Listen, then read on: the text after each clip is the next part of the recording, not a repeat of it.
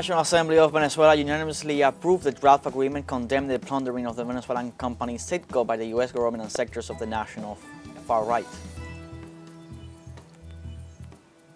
Colombia's foreign ministry responds to U.S. President clarifying that the country does not accept military threats. And in the United States, the Secretary of War, Pete Hegseth, continues to face serious problems over operations carried out under his command in the Caribbean. The Senate is requesting all audiovisual material from one of the first attacks. Hello, welcome from the South. I'm Luis Alberto Matos from the teleSUR studios in Havana, Cuba. We begin with the news.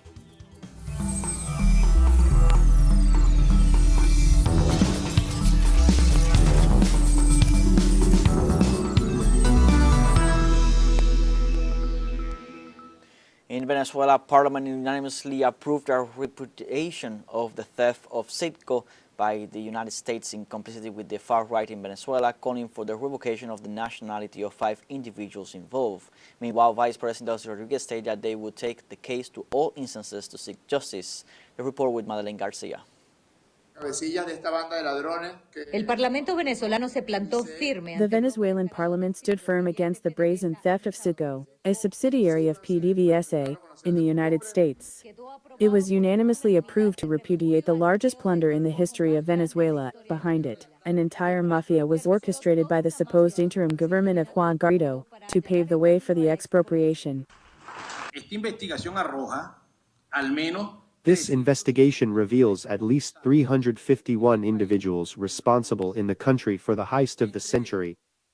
Among them are 94 parliamentarians who are part of the assembly in contempt. There are 108 pseudo-officials who participated in the parallel institutions or boards of CITGO of PDVSA holding, the Central Bank of Venezuela,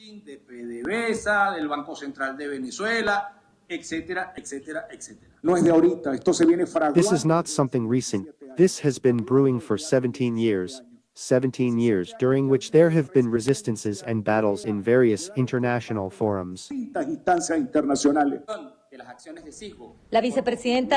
who is behind this theft was named by Vice President Delcy Rodriguez, who said it with name and surname. La inminente venta forzosa de CITGO constituye The imminent forced sale of CITGO constitutes a new episode of the multifaceted aggression being carried out by the United States against Venezuela, in complicity with Maria Corina Machado, Edmundo Gonzalez, Arusha, Juan Guaido, Julio Borges, Carlos Becchio, Jose Ignacio Hernandez, and the group of organized criminals self-styled as the National Assembly of 2015. Jose Ignacio Hernández y el grupo de delincuencia organizada autodenominado Asamblea Nacional de 2015. Which has attempted to usurp the representation of the Republic and its entities abroad, leaving Venezuela defenseless in the face of this brazen theft. Para dejar a Venezuela sin defensa alguna frente al robo descarado. Venezuela reitera que no reconoce. Venezuela reiterates that it does not recognize, nor will it ever recognize, the forced sale of CITGO, carried out in blatant disregard of the guarantees in economic freedoms, due process, and the right to defense guaranteed by any civilized nation. Garantizados por cualquier nación civilizada. Juan Guaido tops the list of the 5 politicians from whom they have requested the revocation of nationality. The theft of CITGO was the straw that broke the camel's back for orchestrating the maneuver to strip away an asset from his own country. A call to the National Executive to formalize the revocation of nationality from those who do not respect their nationality. Jose Ignacio Hernandez, Dinora Figuera, Carlos Becchio, Juan Guaido, and Horacio Medina, who are the main leaders of the massive theft of CITGO.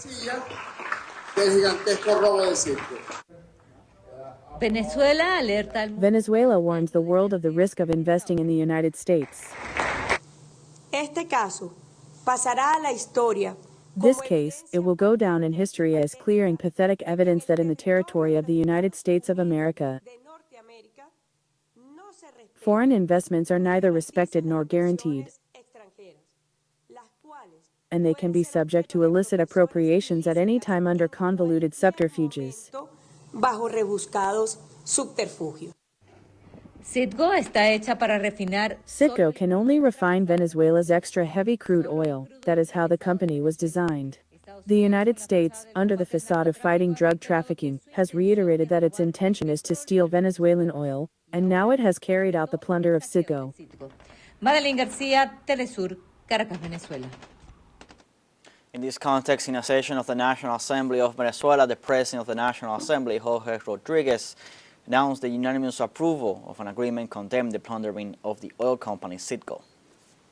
Las honorables diputadas y los honorables diputados que están a favor de The honorable members of Parliament who are in favor of approving the agreement bill to condemn the plundering of the Venezuelan company CITGO by the U.S. government and sectors of the national fascist right, with the modifications discussed here, including the call for the withdrawal of the nationality of the leaders of that gang of thieves who facilitated and enriched themselves astronomically with the plundering of CITGO.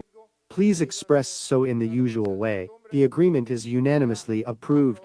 Mr. Secretary, please proceed to publish it in all media, and please also proceed to write a letter of request to the citizen and constitutional president of the Bolivarian Republic of Venezuela for the purpose of the conclusions derived from the approval of the agreement.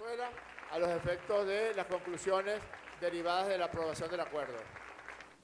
Likewise, Pedro Infante, first Vice President of the National Assembly, stated that the plundering of the Venezuelan company CITGO reaffirms President Nicolas Maduro's denunciations about the true intentions behind the U.S. military threat which seeks to appropriate Venezuela's natural resources.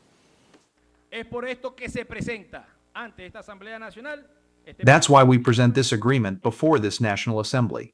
The draft resolution repudiating the plundering of the Venezuelan company CITGO by the U.S. government and fascist right-wing sectors nationwide. Perfectamente conectarlo. Fíjense, el presidente Nicolás Maduro el día 30 de noviembre enviaba una carta al secretario general de la organización. And I believe we can perfectly connect this. On November 30th, President Nicolas Maduro sent a letter to the OPEC and OPEC Plus Secretary General, where the president clearly states that the U.S. government's interest Del gobierno de Estados Unidos, que sus amenazas del uso de la fuerza y el uso de la fuerza en el Caribe contra civiles. their threats of force and actual use of force in the Caribbean, mainly against civilians, aims at regime change, and regime change seeks to steal natural resources, primarily oil. El petróleo, y esto es un ejemplo de eso. Podemos decir, como anexo, pudiéramos enviar como anexo. This is a clear example. We could send it as an annex to OPEC, OPEC plus member countries and peoples worldwide as irrefutable proof that the U.S. government, the North American imperialism, wants to steal our people's oil. Del imperialismo norteamericano es robarle el petróleo a nuestro pueblo. Now our first break coming up. Remember, you can join us on TikTok at teleSUR English, where you'll find news in different formats, news updates, and much more. We're going to be right back. Stay with us.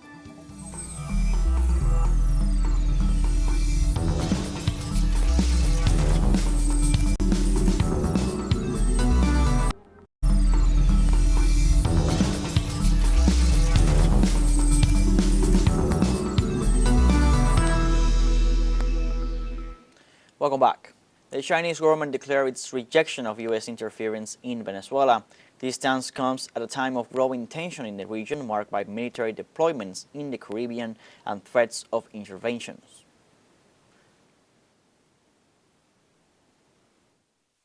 Going with our correspondent, Bruno Falsi.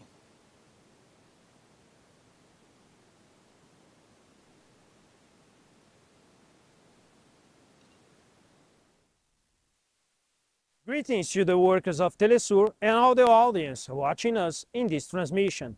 I am in Beijing now to inform you that the Chinese government reaffirmed its rejections of any internal interference in Venezuela internal affairs. This Lin Jian, spokesperson for the Minister of Foreign Affairs, responded to recent statements by the U.S. President Donald Trump, who suggested that the airspace around Venezuela should be considered closed. China based its position on international law, which protects the sovereignty of states and prohibits intervention in their internal affairs. Now, with you, the words of the spokesperson. China opposes any action that violates the purposes and principles of the Charter of the United Nations and the sovereignty and security of other countries, as well as the interference of external forces in Venezuela's internal affairs, under any pretext. China urges all parties to jointly safeguard the status of the Latin America and Caribbean region as a zone of peace and to prevent further escalation of the situation. China maintains its stance of respecting Venezuelan sovereignty, while President Nicolas Maduro insists in rejecting any external threat that could affect the country's stability. Both sides call for calm and the preservation of peace in the region. With this news, we return with you in the studios in La Habana, Cuba.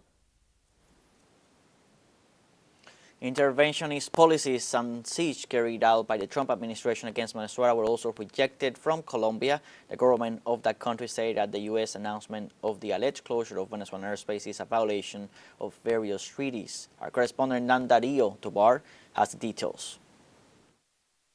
Después del anuncio que hizo Trump sobre el After Trump's announcement about the alleged closure of Venezuelan airspace, some Colombian airlines were divided between maintaining their services or complying with the directive issued by the U.S. Federal Aviation Administration and suspended their operations.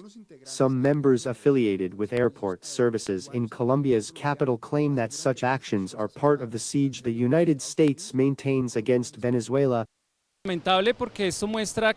Regrettable, because this shows that at least in the airline where I work, they use a commercial slogan that says, "The sky belongs to everyone." Clearly with this decision we are seeing that it is not so.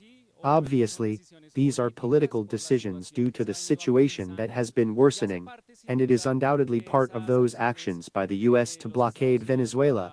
And well, the alert in the region is precisely a possible intervention that is blatantly in violation of all regulations. Según lo indagado con los trabajadores de la According to inquiries with airline workers who have halted their flights to Venezuela, the companies have decided either to reroute flights to a border city with that country, or to offer a proactive refund, or a partial refund. Airlines such as Avianca have taken such measures, affecting their passengers. The situation reported by colleagues is very complex. The option available is the relocation of clients via Cúcuta. So then they delay the flight that one had already scheduled beforehand, and you arrive at a place only to find that everything is blocked, the economy is terrible, and who is going to answer for that? Refiero básicamente a lo que considero una injusticia. El presidente colombiano Gustavo Petro aseguró que Colombian President Gustavo Petro stated that the closure of Venezuelan airspace is illegal and maintained that no airline should accept illegal orders regarding the airspace of any country. He requested that President Trump restore respect and international legal order. Meanwhile, the Civil Aeronautics Authority, through a communique, reported that Venezuelan airspace operates normally and safely, rejecting statements from third countries that, without jurisdiction, generate confusion for civil aviation. En América Latina, todo esto pone de presente primero la In Latin America, all of this highlights the need for countries and governments to follow their peoples who are supporting Venezuela and stopping this offensive by Trump. Sí, y frenando esta arremetida de Trump. Unfortunately, there has not been much courage in facing this situation. Now, with the air blockade, the only one from abroad who has spoken out is Petro. Gustavo Petro, una postura muy firme. In a firm stance, he asked the International Civil Aviation Organization to make a statement on the matter, which it has not done. Internacional que se pronuncie sobre el tema, cosa que no ha hecho.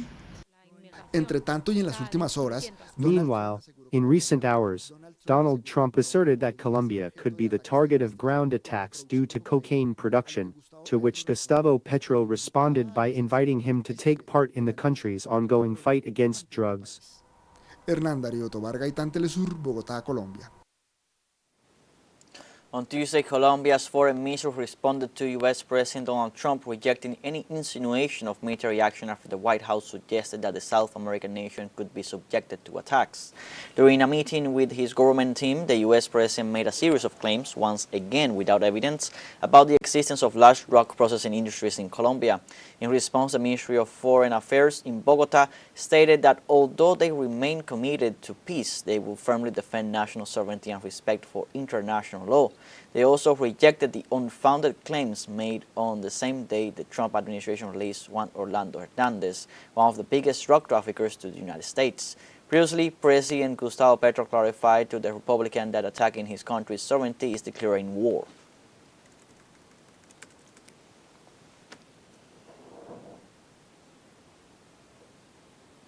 We now have our second break coming up. Before we invite you to join us for a special interview with Honduran presidential candidate for the Libre Party, Rixi Moncada, this Wednesday, December 3rd at 7 p.m. Caracas time, 6 p.m. Havana time. The details on Honduras electoral process alongside our special envoy, Jorge Gestoso. 7 p.m. Caracas time, special interview with Libre presidential candidate Rixi Moncada, only on teleSUR. We're going to be right back.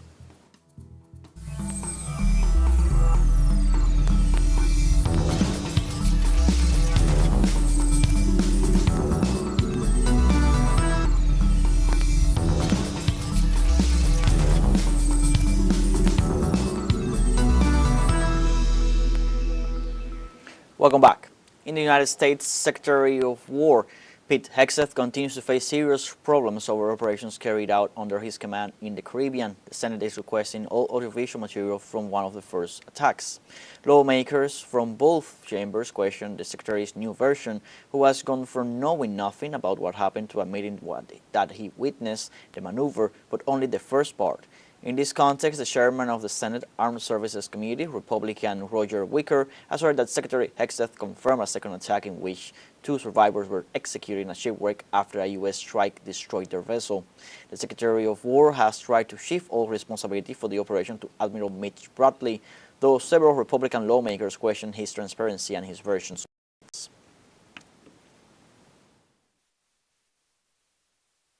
I'm very, very concerned about an order that would say kill them all, kill them after they've already been wounded, after they're drifting apart. But for some people, this is distinctly different, the second strike. I think both strikes are actually illegal. I don't think you can just name people and say, well, they've got drugs, well, where's the proof? That's an allegation. And these people are 2,000 miles away.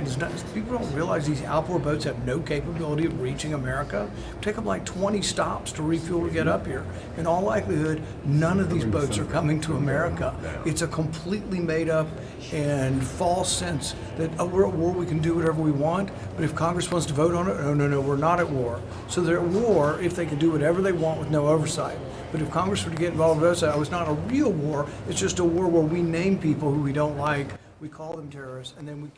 And on Tuesday, U.S. Treasury Secretary Scott Bessent canceled his visit to Buenos Aires, capital of Argentina, amid an apparent deterioration in the relationship between the Trump administration and the government of Javier Milei. Bilateral tensions rise as Washington is upset by the growth of Argentine trade with China, which exceeded $13 billion in the first 9 months of 2025, despite pressure from the White House for President Milei to reduce that link. On the other hand, other key political requests from the U.S. president, including closer ties with Mauricio Macri, did not come to fruition. In addition, the arrival of Pablo Quirno at the Argentine Ministry of Foreign Affairs has made communication between Buenos Aires and Washington more difficult, further increasing tensions.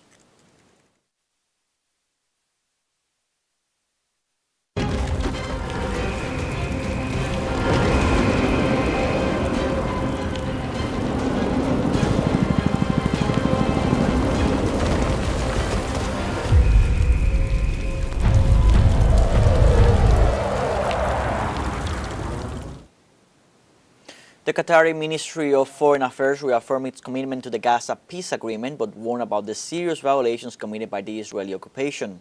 Majed Al-Ansari, spokesperson for the Foreign Ministry, reiterated that mediators are maintaining the process of monitoring and supervising the peace agreement reached between Hamas and Israel. The IA acknowledged that efforts are being made to prevent its collapse, and although this is the longest ceasefire since the genocidal war began in the Palestinian enclave, Israel's constant violations could lead to its breakdown. Qatar reiterates that all parties must uphold the commitments made and push the sides to move forward to a second phase, not backward.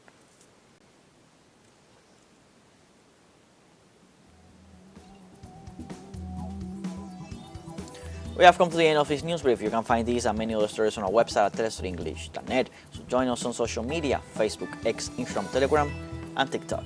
For TeleSUR English, I'm Luis Alberto Matos. Thanks for watching.